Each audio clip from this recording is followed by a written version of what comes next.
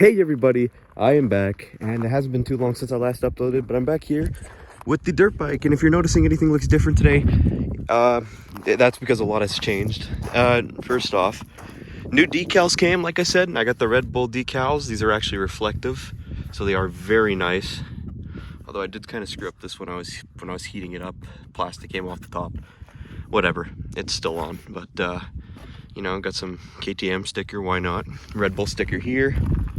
I got a Red Bull one in the front, Red Bull King of the Rock. And I got two Red Bull ones down here, which are both KTMs, ready to race as a KTM thing.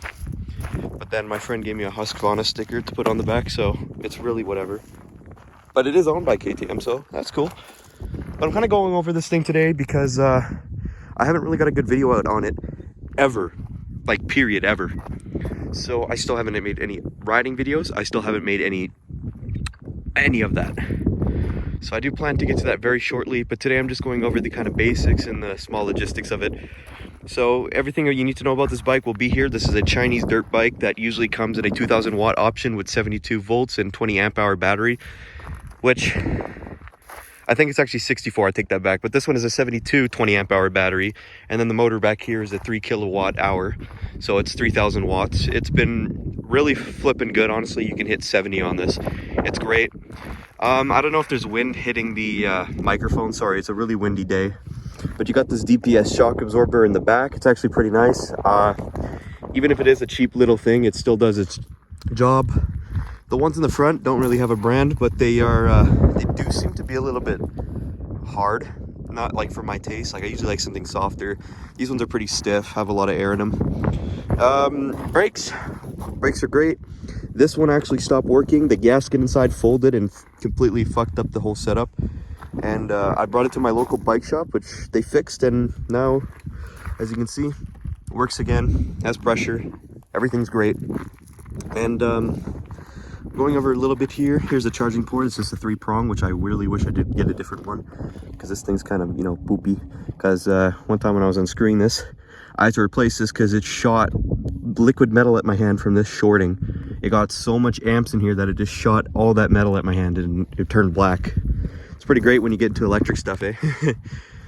But going over this, you got a nice seat here, fake gas tank, and the gas tank top has been replaced with a battery meter, which honestly I don't pay attention to this one. I pay attention to the voltmeter here because you can get a better understanding of what you're at rather than looking at this thing, which is just, I never pay attention.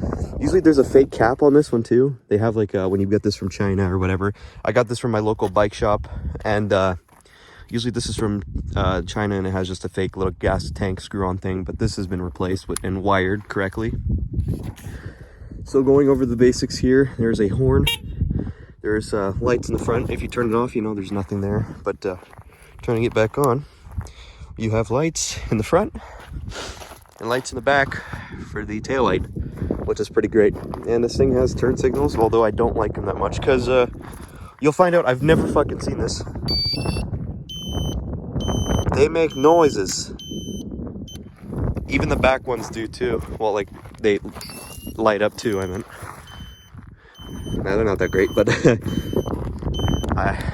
even for a dirt bike, I don't know if I'd use these. I use them usually during the day when I'm going on the road to traffic. And by the way, this thing is not street legal, but doesn't stop me from riding in beautiful British Columbia. But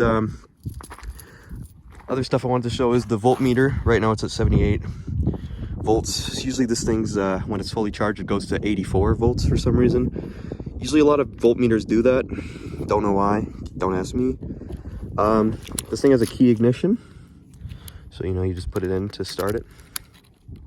This thing feels loose again for some reason.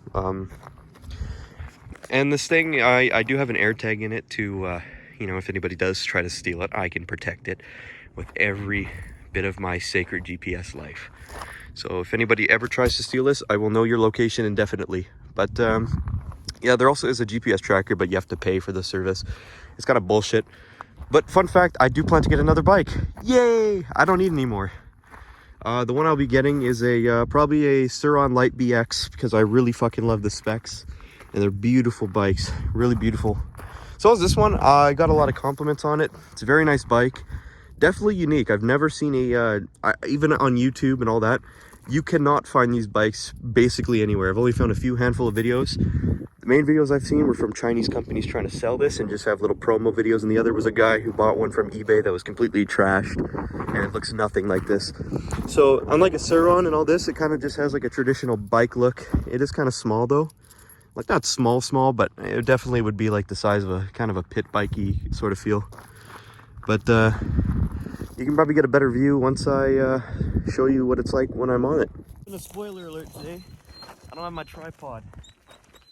So it's kind of bad, but if you get a better understanding, this is the sizing of it. It's pretty nice. Also, there is a great amount of power, as you can see. It's very fun to kind of be tempted to put giant craters in the ground, but I usually don't do that. But other than that, it's fun to ride.